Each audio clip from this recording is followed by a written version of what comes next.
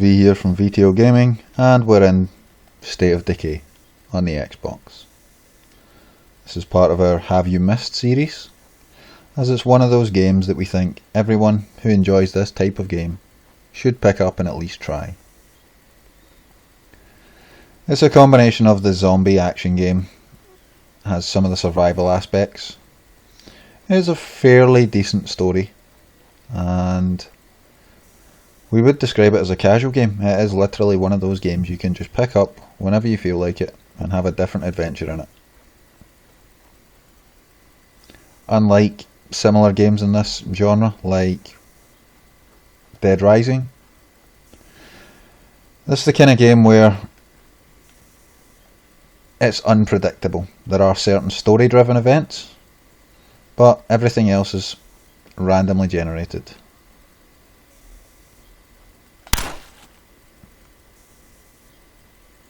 The mechanics are fairly sound, the character control is fairly decent, and the only thing it's suffering from that we can see is the lack of co-op play. But if you enjoy a one-player experience, this is certainly a game that we would definitely recommend. Now, the premises of the game is you've woke up in the middle of the zombie apocalypse. Nothing new there. So what's unique about this title? Well, it was one of the first games to introduce the base mechanic, where you don't have a main protagonist. Once you earn enough respect or trust from any of the characters at your base, where we'll venture off to now actually, and I'll show you, you can take out those survivals, level them up. You would a main character.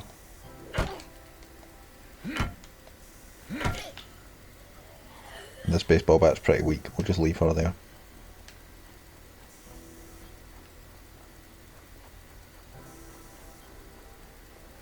Damn, I'm tired.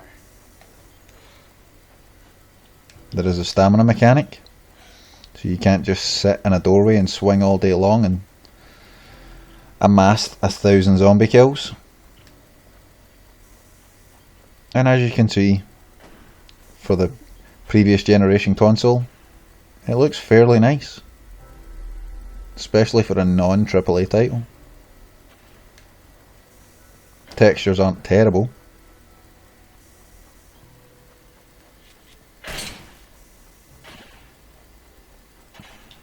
So this is my base. We took refuge in a church.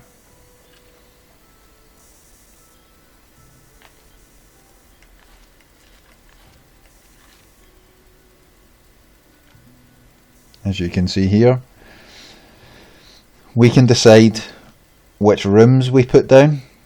Now, certain bases within the game come with a standard issue. You'll have a bedroom, a kitchen, maybe a radio tower, possibly a guard tower, and a garage, things like that. Now, all of these rooms have an effect on how effective your base is. Do all of your survivors have enough place to sleep?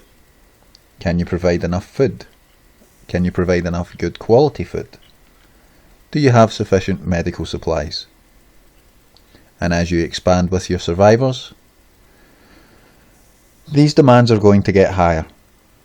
So this base will only sustain me for a certain amount of time, and then I'll have to look for something bigger.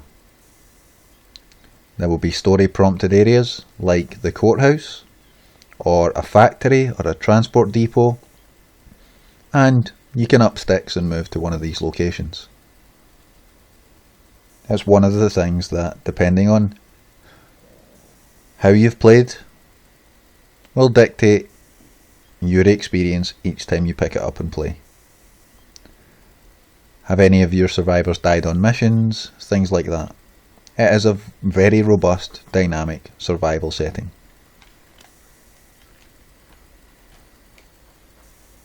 Double check my supplies. Okay, so we have a gun, some ammunition, some basic food, a melee weapon, and some fire bombs. That should do us for now. Now, because the limitation with your base, you're going to have to look for outside sources of topping that up.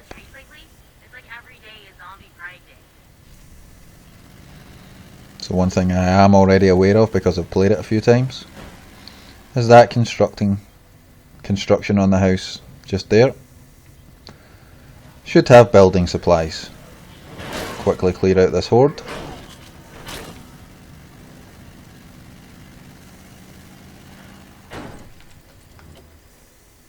And we'll head up and see if we can loot anything.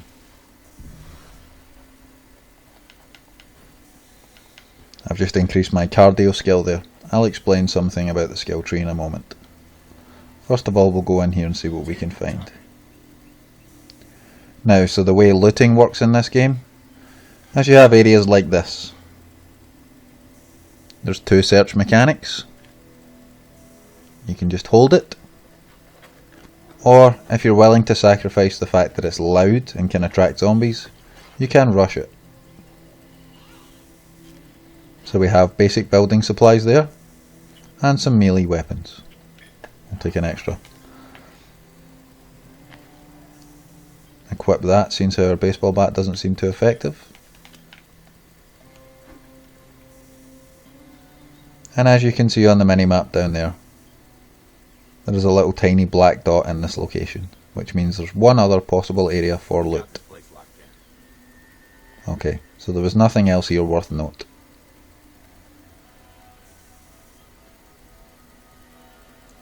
And as I said, to supplement our main base, we have the option of turning this into an outpost. It will make this a safe area on the map, and it will feed those building supplies back to our main settlement. Maybe later. We must have fully searched it. Okay, so we'll clear out these two zombies. I think that's maybe what the issue is.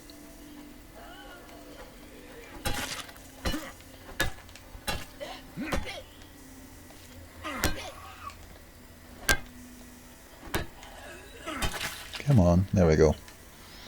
Now it's clear.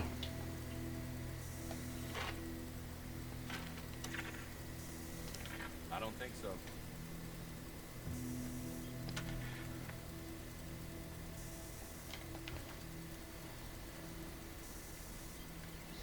Okay, according to this, there's two more locations in this site that we haven't looted yet. Oh, I see one. Okay.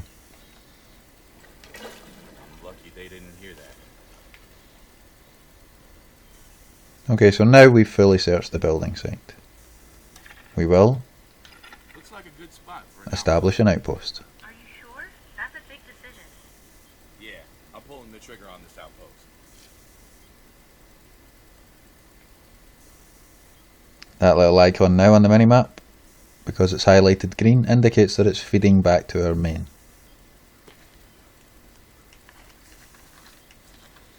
And we can see which outpost we have in the lower right hand side.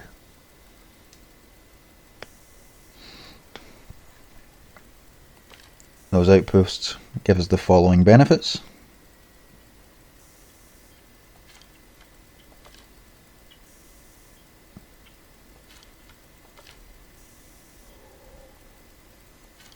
And we have one more available slot for an outpost. It introduces an interesting balance mechanic. Do you want your base to be well defended, but you have to scavenge for the food and medical supplies? Or do you want your base to be well equipped, so that your survivors are well fed, well rested, and you can quickly select between them whenever you need to, but you will have to scavenge for your weapons. And that's a very delicate balance.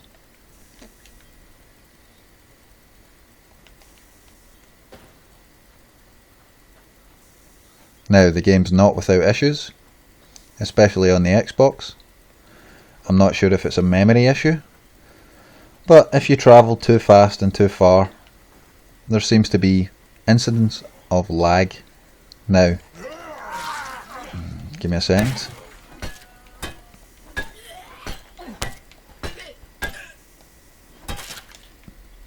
It's not a game that requires connection to a server, so there is no real excuse for the lag. Most of this should be cached locally.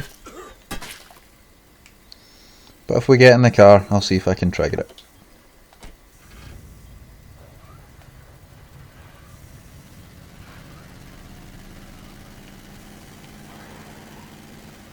Okay, it appears to be running fairly smooth at the moment. We'll see if we can go and find ourselves a horde. There's one behind us. Seems to be if there's too much on screen, you'll start to notice a performance dip. All over the radio lately. You'll find it on your map. We need to clear this infestation out. And you will have seen it there, the jerky reaction.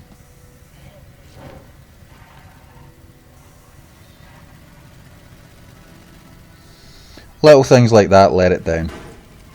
I'm not sure if that's a limitation of the current gen console.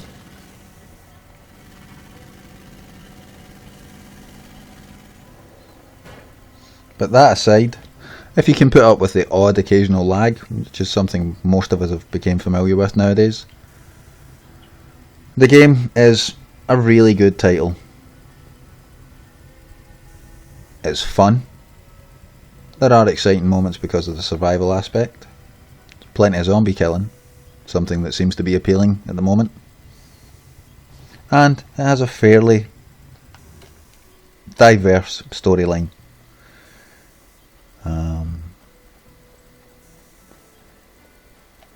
Has a reasonably nice setting, and the map is quite scalable. There is also DLC available for it. It's not expensive for this type of game. So we hope this gives you a glimpse into what's available from it, and it should be something that you definitely check out.